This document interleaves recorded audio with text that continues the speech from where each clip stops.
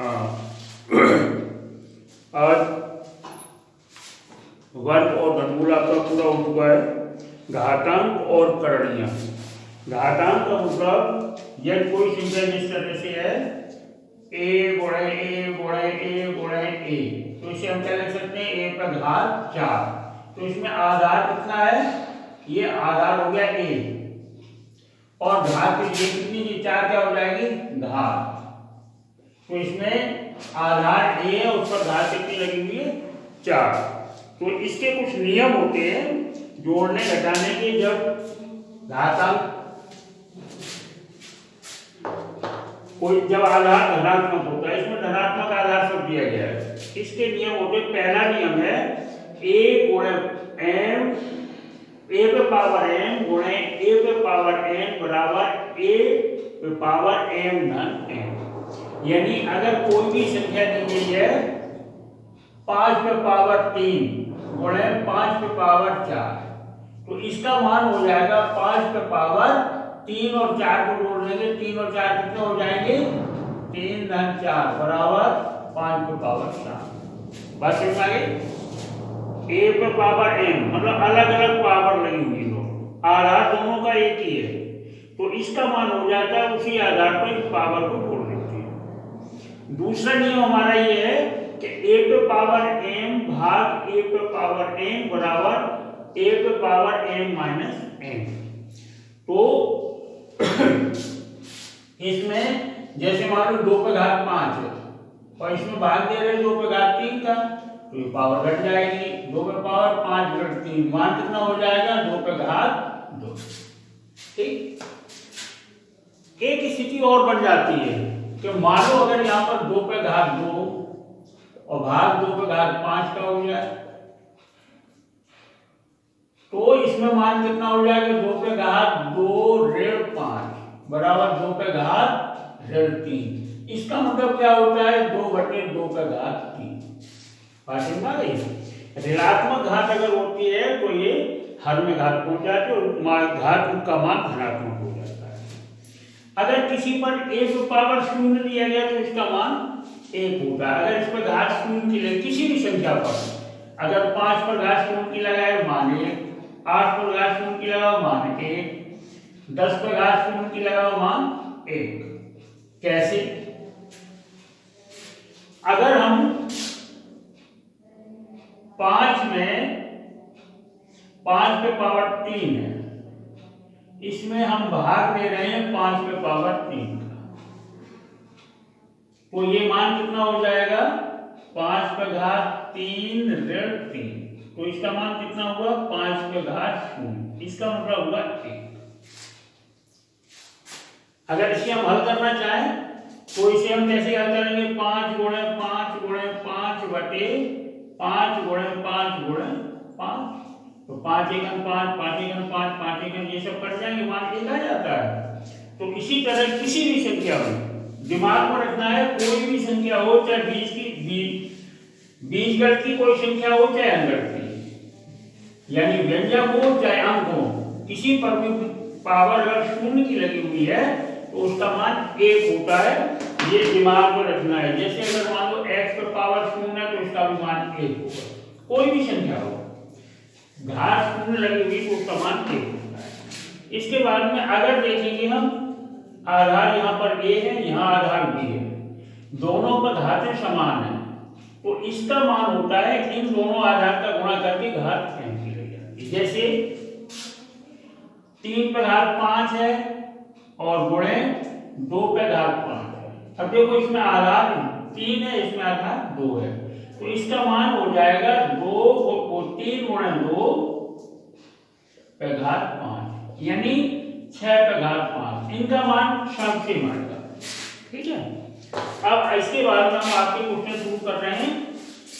आपके नियम यही लगेंगे, यही सूत्र लगेंगे और इन्हीं के आधार पर आप क्या क्या सवाल सॉल्व करेंगे।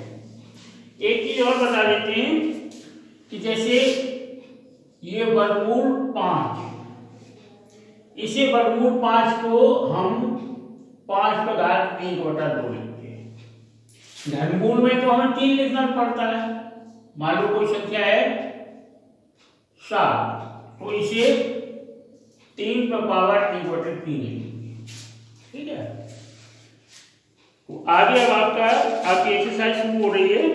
इसमें जो सवाल लिए जा रहे हैं, पहले सवाल है, इसमें कुछ संख्याएं हम लेते हैं 5, 11, 31।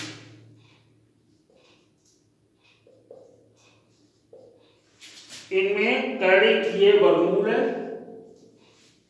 इसमें 11 में घनमूल है, 1 से 31 है, इसमें 5। तो इसका मान कितना हो जाएगा? 5 पर घात 1/2। इसका मान कितना होगा? 5 पर घात 1/3। इसका मान कितना होगा? 5 पर घात 1/2। 1 से 31 पर घात 1/2, ठीक। इसी तरह से ये क्वेश्चन आपको सोल्व कर लेना है। अगर मान लो कोई संख्या आ जाती है 8/9 और इस पे करड़ी घात कितनी लगी हुई है? 7। करड़ी यहां पर भी लिख सकते हैं, यहां पर भी लिख सकते हैं। तो ये इसे करड़ी की घात कहते हैं। ये करड़ी घात 7 है, तो इसका मान हो जाएगा 8/9 पे 1/7। पूरा समझ में आ गया।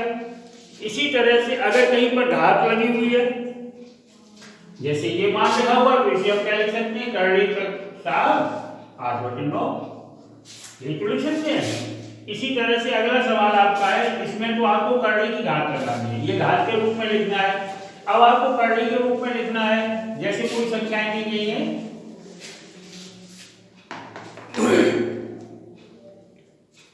4 पर घात 1/3,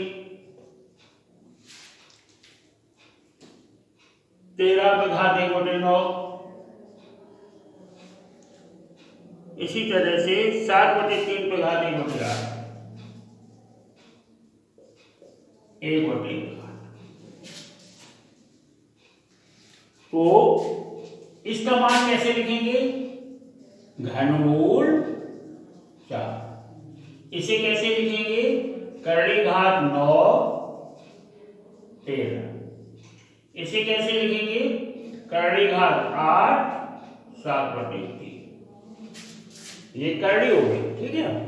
तो इस तरह से दूसरा सवाल है। तीसरा, अब आपको ये पहचान करनी है कि कौन करड़ी के रूप में संख्याएं हैं या नहीं।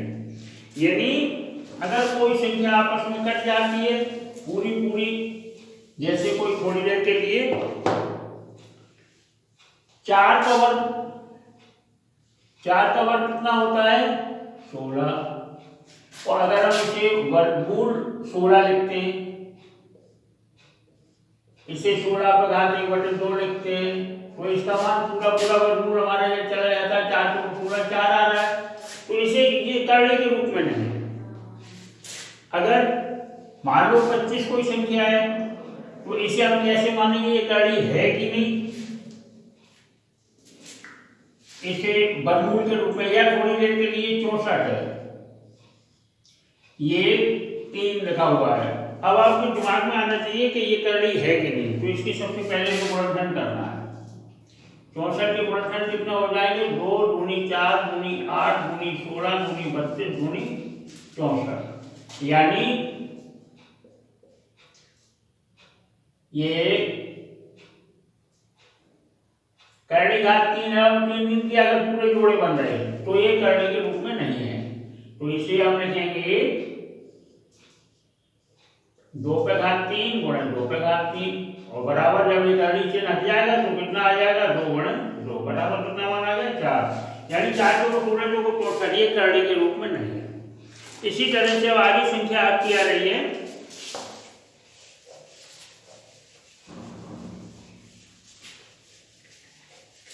जैसे 25 है, घनमूल 25, तो इसके गुणनखंड हम करेंगे घनमूल 5 गुणन 5। इसका मतलब है इसका घनमूल पूरा नहीं आ रहा है, तो ये करड़ी के रूप में है। अगर एक बार गुणा 5 का हो जाएगा तो करड़ी के रूप में नहीं होता। इसी तरह से 27 है,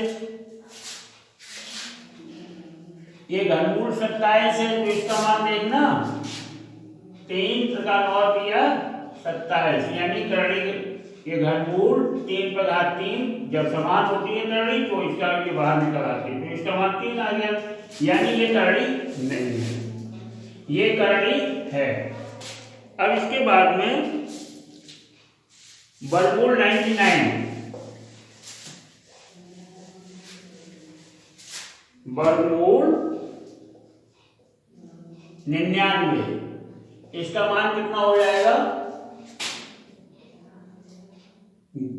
11 गुणे 3 गुणे 3, इसका मान होगा अगर इसका आप बाहर निकाल लें तो 3 वर्गमूल 11, यानी ये करड़ी के रूप में है। पूरी कोई पूर्णांक आना चाहिए, पूर्णांक अगर नहीं आ रहा है तो करड़ी के रूप में है, और अगर पूर्णांक आ रहा है तो करड़ी के रूप में नहीं है। इसके बाद में 1 से 21, वर्गमूल 1 से 21,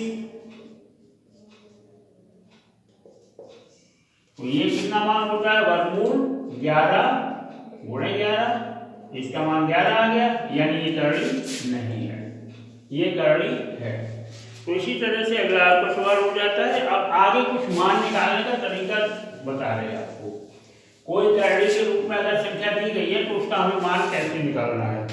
जैसे सबसे पहली संख्या है 27 पे घात 2/3, 27 पे घात 2/3 का मतलब है पहले हम 27 के गुणनखंड करें तो इसका मान हो जाएगा 3 पे घात 3, ये 27 के गुणनखंड हो गए, पूरे पे घात करने कितनी लगी हुई है 2/3।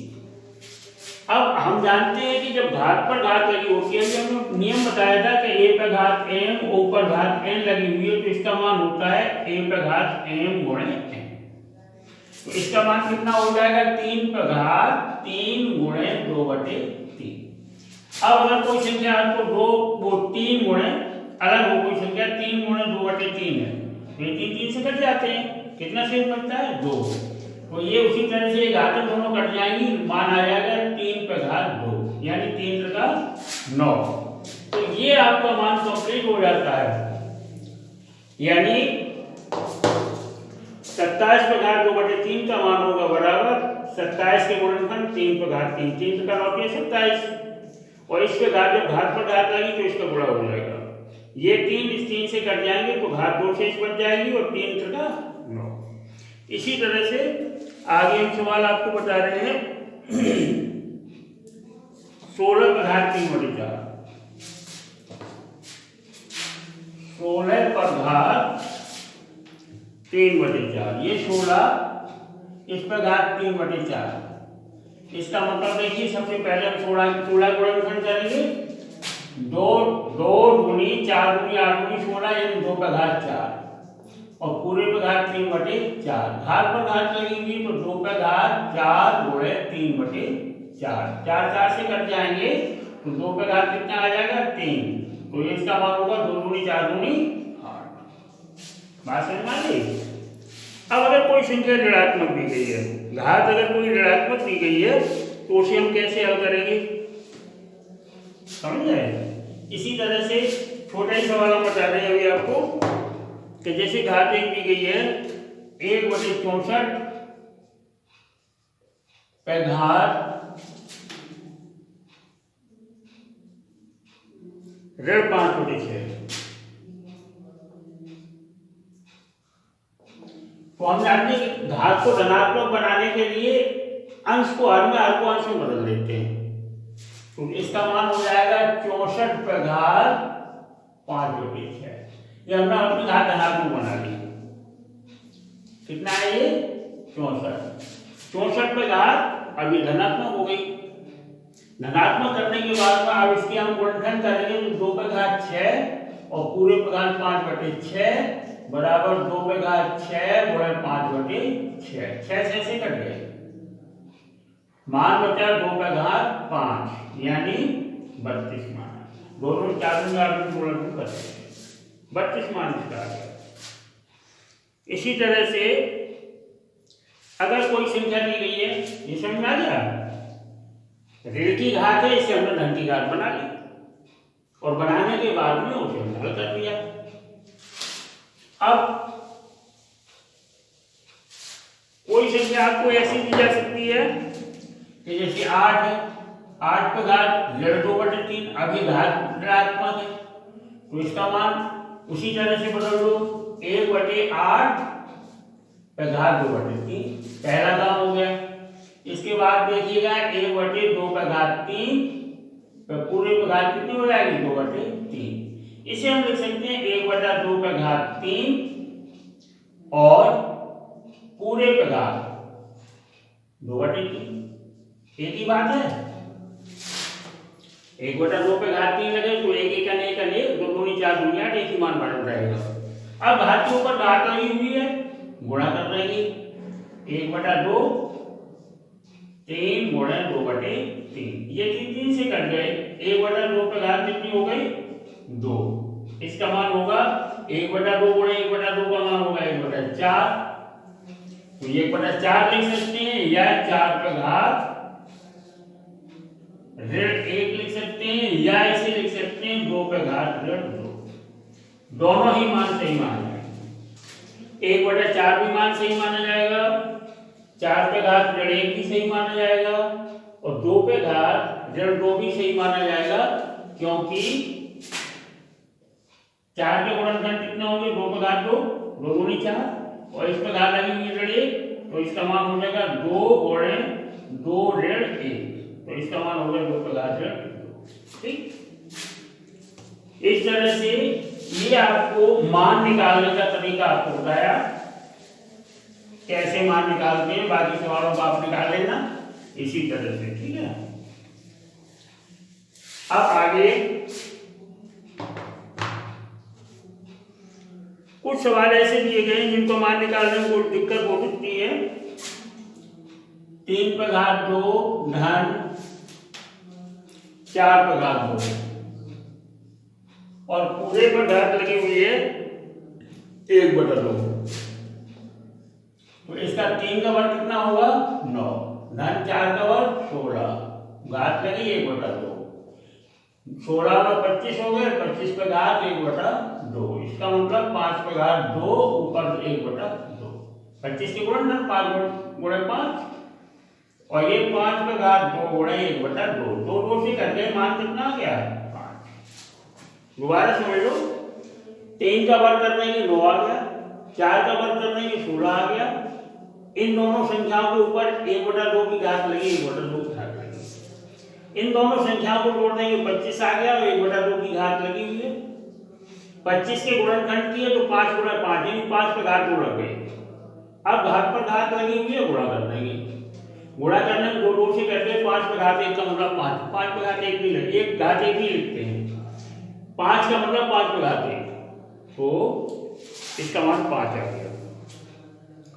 इसी तरह से आगे सब सवाल करेंगे। अब अगला सवाल है जो थोड़ा टिपिकल हो सकता है तुम्हारे लिए।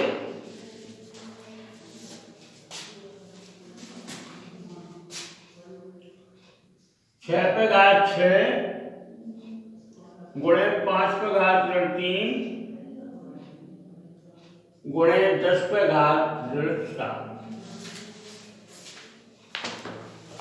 इसे सरल करने का सबसे सरल तरीका ये है कि इसके गुणनखंड हम करें, 2 गुणे 3 पे घात 6 गुणे 5 पे घात ऋण 3 गुणे 2 गुणे 5 पे घात ऋण 7।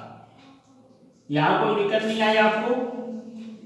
हमने 6 के गुणन कर दिए, 3 दूनी 6, 5 जैसा है वैसे ही रखा हुआ है, 10 के गुणनखंड हो गए 5, 2 गुणे 5, 5 दूनी 10। अब हम इनको थोड़ा अलग कर लें, सरल हो जाएगा।